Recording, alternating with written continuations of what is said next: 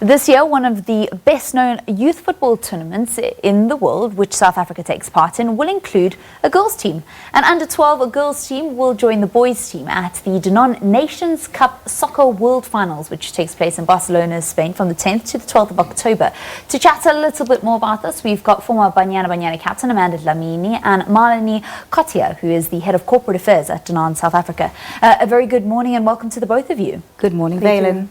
Amanda, I'm going to start with you. It was, I would say, a first hour of greatness for South Africa at the FIFA World Cup before Spain came back. Yeah, no, what an absolute amazing way for South Africa to introduce themselves to the world stage in the manner in which Kotiah scored that goal. And immediately when that goal went in, I just thought to myself, that's a trademark of Kotiah, just reminding me of the first goal she scored against Nigeria at the African Women Championships. And I honestly thought they had a great game. Unfortunately, VAR, which I think is always very controversial in such tournaments, will still be the talking point, but hopefully the girls can bounce back on Thursday. Have you managed to talk to any of them? Yeah, no, I did. I was trying to really speak to Nothando Vilakazi, who unfortunately got the red card, but I spoke to Tembi, Linda and Andile as well to say they just need to hold their heads up. I think the impressions of the first half is something that they can really take moving forward, but they did say that they were really disappointed by the VAR, so I think it's still going to be a controversial one throughout the tournament. Right, well, let's hope that they bounce back and just regroup nicely. We know that they are a team of great mental fortitude, so we look forward to seeing what Banyana do in their second group match. Okay, so let's focus now in on the Danone Nations Cup. So I understand that the Nations final, they've had girls' teams 2 years. Since 2017. Yes, correct. yeah. So just explain to us why South Africa are only getting on board now 2 years later. You know, we don't really have the structures to group girls' teams together. So on this year, we feel we are prepared, but only somewhat prepared. And that's why we've started with a pilot in Gauteng. Okay. And I can only believe that this game is going to grow and grow and grow. The interest that we are seeing in the girls already is phenomenal. So we are so looking forward to taking it to the next level. Why was it important for you to have a girls' team taking part in the Danone Nations final later this year? This is an absolute natural progression for us as a company. Everything we do is about inclusive diversity, so there are no boundaries when it comes to gender, where you come from, what language you speak. So this development is absolutely crucial to how we see everything in our company.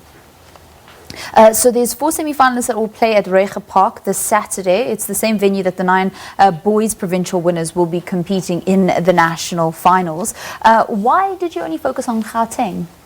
For the girls specifically, we found that it would be easier for us in terms of accessibility. Of course, taking it to Reiger Park, this is where we are based. This is where we produce all our products. We want to be in the community. We want community to come there. It's a free entrance for the day. Product will be available. So I feel that this is the right place to be. It's also 100 years for Danone, and so where else to be but in where we produce, where we manufacture, and where we lead love from every day.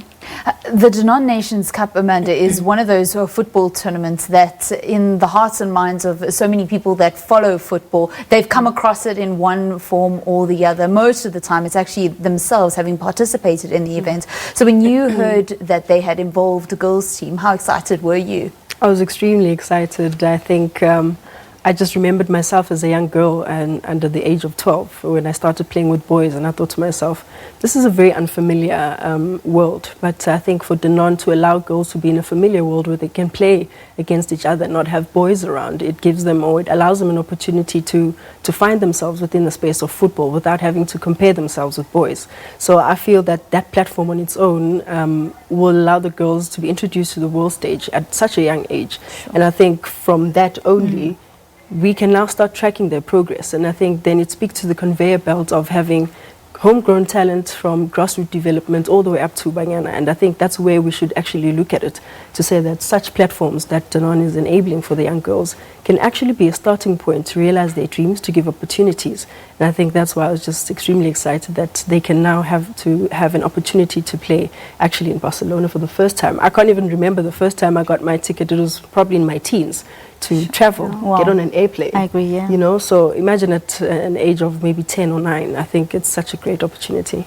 And just in terms of the future that it will provide for so many of these players, other than just the opportunity to go to Spain, under 12 age group is a really crucial time, and I think also for women's football, because most of the time up until that age you have been playing mainly with, you know, the other boys, because you know there's not a massive difference between physicality, but by the time you're getting to 11, 12 years old, you're really starting to see that physical difference. So this is also a really important age group, isn't it, for girls? It's a very critical stage for grassroots development, development on its own for soccer players, and it's not just for girls only, but for boys as well.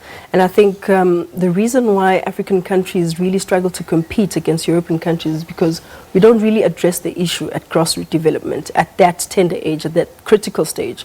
So I think having Danone introduce this on its own will professionalize it at such a young age, to say, we grew up in the streets, being the coaches, the streets being our coaches. So now they have coaches in the schools. They can take it really seriously, and I think it's very important. Marlinie, it sounds like it's going to be a brilliant event on Saturday. How was the reception from the Gauteng-based teams that you did get involved in this, what you guys call a pilot project, just for the first year? Interviewing some of the girls last week Friday when they played, I'm looking at some of the pictures on the screen. These girls were so moved by this opportunity. It was, as they quoted, a once-in-a-lifetime opportunity. They are so looking forward to this week Saturday. The parents were also so supportive and so encouraged that some company is taking this initiative to support them. So I feel that the ground is now fertile, and it will be easier to infiltrate all the other provinces. We, however, do need support from schools and teams and coaches to participate. All right, that's lovely. We're always asking the corporates to put up their hand, Yes. but then we also need the other end of the spectrum to also get on board. Marlinie Kotiah is the head of corporate affairs at Danone South Africa, or Southern Africa rather, and Amanda Dlamini, a former Banyana captain. Thank you very much to both of you for coming into studio and chatting to us, and all the best of luck for this weekend. Thank you very much.